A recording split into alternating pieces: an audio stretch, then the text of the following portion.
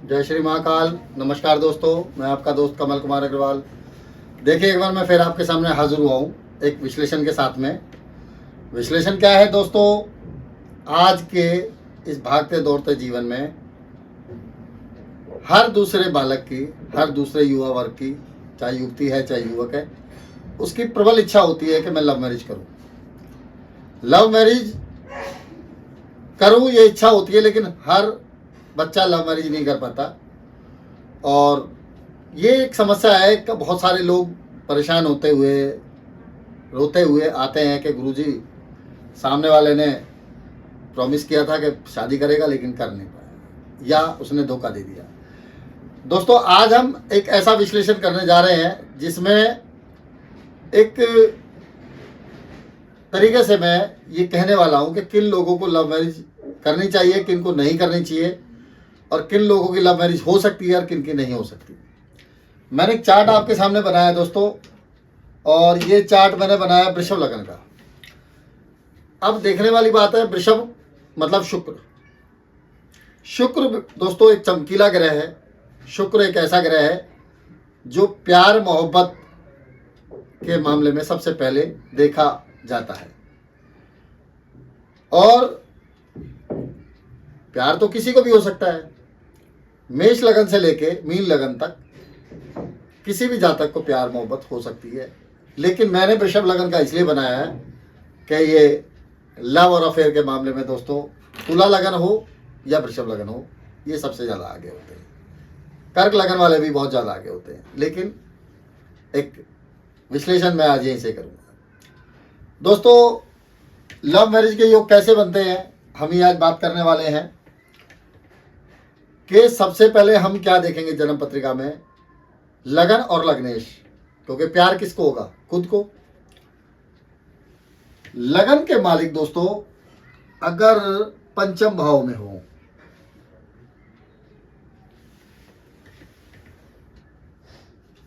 सप्तम भाव में हो,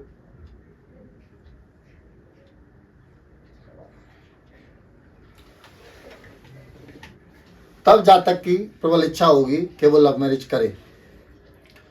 अब खाली लग्नेश के पंचम और सप्तम में बैठने से लव मैरिज नहीं हो सकती। प्यार हो सकता है, इच्छा पूर्ति नहीं हो सकती, ऐसा मुझे लगता है। उसके लिए हमें कुछ ग्रहों को देखना और समझना पड़ेगा। आज हम बात करेंगे लव मैरिज किन किन जातकों की होती है, और अगले वीडियो में हम बात करेंगे किन किन जातकों की लव मैरिज नहीं होती या उनको धोखा मिल जाता है। इसको मैं 2 पार्ट में बनाऊंगा दोस्तों। जब भी लग्नेश के साथ पंचम भाव के मालिक मौजूद हों, अब इस जन्म पत्रिका में पंचम भाव के मालिक बुध होंगे, तो यहाँ पे पंचमेश और लग्नेश की युति, और साथ में कहीं से भी मंगल की दृष्टि का प्रभाव। मंगल सप्तमेश, मान लीजिए मंगल देव यहां बैठ गए और मंगल देव यहां बैठ गए, या मंगल देव यहां बैठ गए। सप्तमेश होके मंगल का प्रभाव सप्तम पे होगा।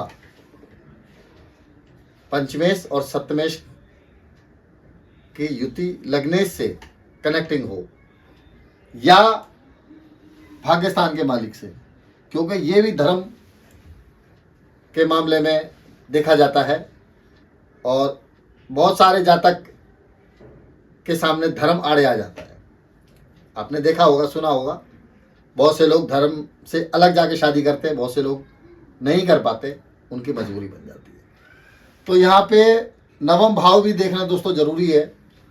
अगर नवम भाव के मालिक सप्तम भाव में आ जाते हैं या पंचम भाव में आ जाते हैं, या नवम भाव के मालिक शनिदेव इस जन्मपत्री में बनते हैं, वो लगन में आ जाते हैं और सप्तम भाव को प्रभावित करते हैं, तब भी लव मैरिज के योग जबरदस्त बनते हैं, ऐसा मुझे लगता है।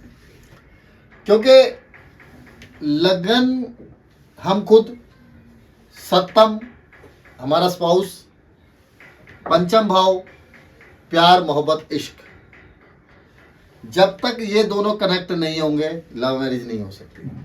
इसको आप खुद भी फलित कर सकते हैं। उसके साथ साथ दोस्तों हम ये देखते हैं कि एक ग्रह, एक ऐसा ग्रह जो मैं अपने सम्मेलन में जाके सबसे कहता हूं, जल्दी किसी के समझ नहीं आता है, लेकिन मुझे लगता है कि भावना प्रधान ग्रह, भावनाओं को बढ़ाने वाला ग्रह, भावुक कर देने वाला ग्रह, वो है चंद्रमा।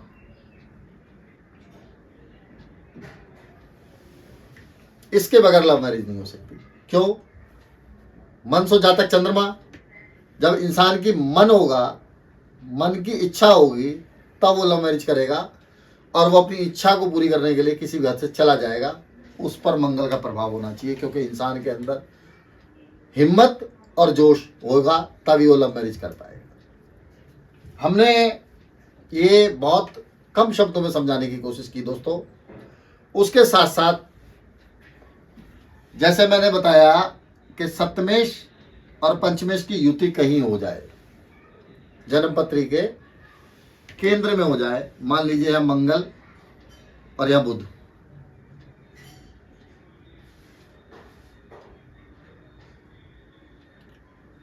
ये युति केंद्र में हो जाए, त्रिकोण में हो जाए, तो लव मैरिज के चांस पूरे पूरे। लग्नेश के साथ सप्तमेश की युति हो जाए, लग्नेश शुक्र और सप्तमेश मंगल, मान लीजिए त्रिकोण में आ गए,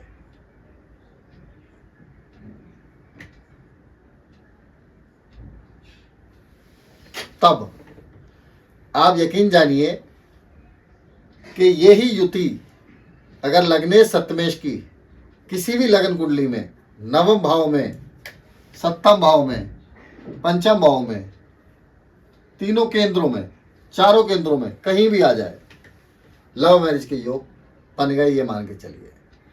उसके साथ साथ दोस्तों जैसे मैंने कहा, चंद्रमा मनसो जातक, मन का कारक, अगर चंद्र मंगल की युति भी कई बार लव मैरिज कराते हुए देखा गया है, लेकिन ये हमेशा फलित नहीं होता, मैं आपको बता दूं। लेकिन इसके साथ साथ शुक्र मंगल की युति या शुक्र चंद्रमा की युति, मान लीजिए शुक्र और चंद्रमा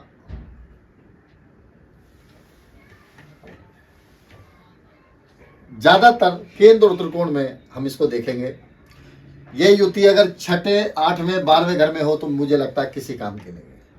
लेकिन शुक्र चंद्रमा की युति, सॉरी, शुक्र और चंद्रमा की युति लगन में हो, सप्तम में हो,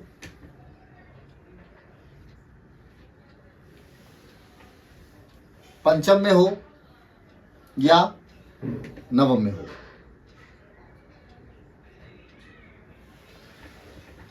सौ % इन भावों में अगर कहीं है तो मुझे लगता है दोस्तों कि लव मैरिज हो सकती है, पूरे चांस है। कई बार क्या हो देखा आपने दोस्तों कि पहली शादी माँ बाप की मर्जी से हुई। मेरे पास कई जन्मपत्रियां ऐसी हैं कि उनकी जन्मपत्री में शुक्र मंगल का योग था या चंद्र मंगल का योग था या शुक्र चंद्रमा का योग था, शुक्र मंगल का योग था, ऐसे बहुत सारे योग। तब जातक ने पहली शादी अपने माँ बाप की मर्जी से की, दूसरी शादी चुपचाप या पहले वाले को छोड़ के दूसरी लव मैरिज की। ऐसी बहुत सारी कुंडलियां आपने भी देखी होंगी, हमने भी देखी हैं और आगे देखते रहेंगे, ऐसा मुझे लगता है।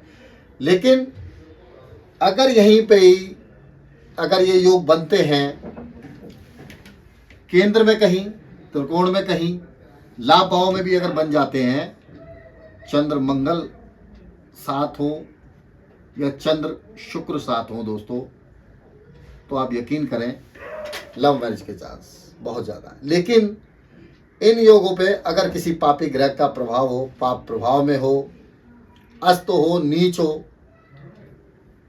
वक्री हो, चंद्रमा वक्री नहीं होते लेकिन बाकी के ग्रह वक्री होते, तो फलों में बदलाव हो सकता है। अगर किसी जातक की जन्म पत्रिका में ऐसे योग हैं और उसे लव मैरिज की इच्छा है, तो मुझे लगता है कि किसी योग्य विद्वान ज्योतिषी से एक बार उनको अपनी जन्म पत्रिका जरूर चेक करानी चाहिए। हालांकि दोस्तों प्यार जो होता है वो लव लव मैरिज या प्यार जो भी हम कहेंगे, शादी, बहुत सारे लोग आज के ज़माने में कुंडली दिखा के नहीं करते हैं, लेकिन मुझे लगता है कि जन्म पत्रिका दिखा के और मिला के शादी करनी चाहिए। उससे क्या होता है दोस्तों, प्यार तो नहीं होता कुंडली दिखा के, लेकिन अगर कुंडली में कोई दोष है, कोई समस्या है, तो हम उसका इलाज कर सकते हैं। किसी योग्य विद्वान को जन्म पत्रिका दिखाएं, देखें कि लव मैरिज के योग हैं या नहीं है, उसके बाद में हम शादी की तरफ बढ़ सकते हैं, अगर वहाँ से हमें अप्रूवल मिलती है तो। जन्म पत्रिका मैचिंग जरूरी है दोस्तों। मैं बार बार अपने हर भाई बहन दोस्तों को ही कहता हूँ, जन्म पत्रिका मैच करके शादी करें, क्योंकि शादी दूसरा जन्म, पहला जन्म जो हमारे माँ बाप देते हैं, उसमें माँ बाप हमारी मृत्यु तक साथ में रहते हैं, वो साथ नहीं छोड़ते। लेकिन शादी एक ऐसा बंधन है दोस्तों, यहाँ पे पति पत्नी का ही साथ चलता है। अगर यहाँ पे अगर पति पत्नी में अगर नहीं बनती, प्यार होना दूसरी बात है, प्यार तो हो जाएगा, लेकिन चलाने की जिम्मेवारी सप्तम भाव की है। तो इसलिए जन्म पत्री मिला के, चेक करा के, कोई कमी है तो उसका उपाय करके फिर शादी करें। ईश्वर सबके ऊपर कृपा करे, बाबा महाकाल सबकी इच्छा पूरी करे। ऐसी विनती के साथ मैं एस्ट्रो कमल कुमार अग्रवाल आपसे एक बात जरूर कहना चाहूँगा, चैनल लाइक करें, शेयर करें, सब्सक्राइब करें। आपको वीडियो जरूर अच्छा लगा होगा, ऐसा मुझे लगता है।